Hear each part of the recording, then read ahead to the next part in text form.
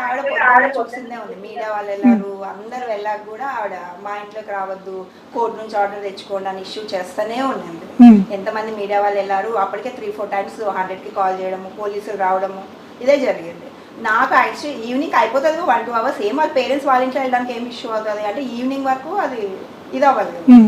Evening ఒకసారి కనుక్కుంటే ఏమైందని చూస్తే ఇంకా వాళ్ళ పేరెంట్స్ అక్కడే ఉన్నారు. నేను కాల్ చేశాను అంటే ఏమవుతుంది అంటే లేదండి ఇంకా అక్కడే ఉన్నారు అని అంటే ఇంకా నేను వాళ్ళ ముసలోళ్ళని 10 అవర్స్ నుంచి ఆడ చైర్లలో కూర్చొని వాళ్ళు సఫర్ అయ్యి చూసి బాధ లేదని ఎవరి వల్ల అవుతలేదు ఆమెను హ్యాండిల్ చేయడం. ఇంకా ఏమంటుంది వాళ్ళు ఇప్పుడు ఎవరైనా వెళ్ళారు అనుకోండి పోలీసులు ఫోన్ చేస్తారు. వాళ్ళంటే మీరు ఇబ్బంది పెట్టద్దండి మీరు వెళ్ళండి అంటారు. అక్కడ ప్రాబ్లమ్ సాల్వ్ అవుతలేదు కదా అని చెప్పి నేను వెళ్ళేసరికి మీడియా అంతా లేరండి, అక్కడ వెళ్ళిపోయారు. ఒక 2-3 ఛానల్స్ ఉండే. మళ్ళీ నేనేమి ఇంటర్వ్యూలు ఇవ్వడానికి పబ్లిసిటీ కోసం నేను వెళ్ళాలా, నేనేమన్నా ఫస్ట్ వాళ్ళ ఇంట్లోకి వెళ్ళాలి అంతే, నాకు మోటివ్ అదే ఉందమ్మా అని చెప్పాను. అని చెప్తే అక్కడ ఒక 2-3 అవర్స్ కూర్చున్నాక కూడా ఆవిడ లేదు. ఆవిడ ఏమంటుందంటే నేను వెళ్ళేసరికి మీరు అక్కడ సిచ్యువేషన్ అంతా చూసుకొని నెక్స్ట్ ఏం చేయాలా, ఎలా అయినా పంపించాలని ట్రై చేస్తుంటే వాళ్ళని వెళ్ళి వాళ్ళ దగ్గరికి వెళ్ళి భయపడిస్తుంది.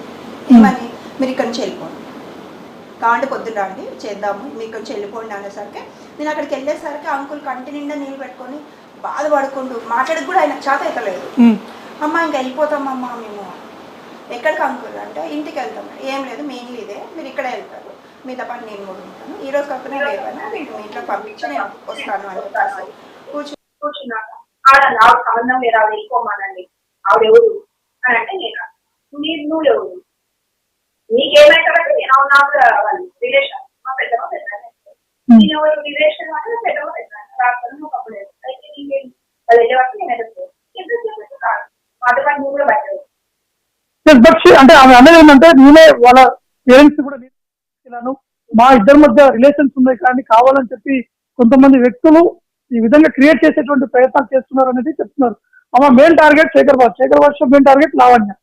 ఎక్కడ చూసినా శేఖర్ భాష చుట్టే తిరుగుతుంది ఎపిసోడ్ అంతా కూడా. కావాలని చెప్పి మా ఇంట్లో ఉన్న అవన్నీ కూడా బయట ఇస్తున్నారు అనే విధంగా ఆమె చేస్తున్నటువంటి కామెంట్స్ శేఖర్ భాష గారు.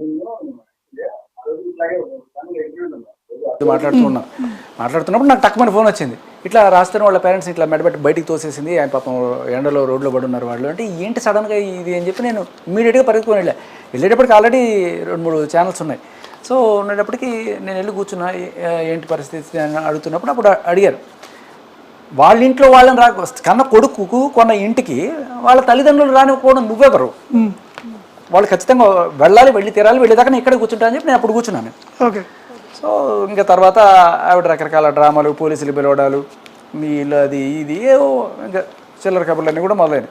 బట్ అసలు ఆవిడకి ఏ హక్కు ఉంది, భార్యవా కోడలవా గట్టిగా అడిగా. మరి అదే చెప్పు ఒకవేళ నువ్వు భార్య అంటే ఒకటి చూపించు, ఒక ఆధార్ కార్డా లేకపోతే ఒక పాన్ కార్డా, వైఫ్ రాస్తారని ఏమన్నా ఉందా ఎక్కడైనా, ఏమీ లేదు కదా. దానికి తోడు మస్తాన్ సాయి నీ పెళ్లి చేసుకుందాం అనుకున్నాను అంటే మస్తాన్ సాయి సంబంధించిన ఇష్యూ వస్తుంది కాబట్టి మస్తాన్ సాయి అంటే రాస్తారం తోటి ఆల్రెడీ పెళ్ళైందని చెప్పేసి మనందరికీ చెప్తుంది. బట్ ఇంకోటి మస్తాన్ సాయి సంబంధించిన ఎపిసోడ్ కూడా చూసాము, దానికి సంబంధించిన వీడియోస్ కావచ్చు, కొన్ని వాయిస్ రికార్డ్స్ కావచ్చు, ఆల్రెడీ మస్తాన్ సాయి పై కేసు కూడా నమోదు చేసింది, అంటే ఆల్రెడీ ఫైల్ అయింది. అంటే వీరి ఎపిసోడ్లో మీకున్నటువంటి సమాచారం ఏంటి? ఇప్పుడు రాజ్ తరుణ్తో పెళ్ళి అయ్యింది అని మనందరికీ చెప్తున్నది కదా. ఎప్పుడు పెళ్ళైందని చెప్తుంది, ఎప్పుడో 2016-17 ఆ టైంలో ఎప్పుడో పెళ్ళైందని చెప్తుంది. కానీ 2023 జూలై 7వ తేదీన గుంటూరు జడ్జి గారి దగ్గరికి వెళ్ళి ప్రమాణం చేసి జడ్జి గారి దగ్గర ఆయన ముందు చెప్పిన మాట ఏంటంటే నాకు పెళ్ళి కాలేదు. జడ్జి గారు అడిగారు అమ్మా నీకు పెళ్ళయిందా, లేదు అని క్లియర్గా చెప్పింది. అప్పుడు నాకు పెళ్ళి కాకపోవడంతో నేను ఏం జరిగిందమ్మా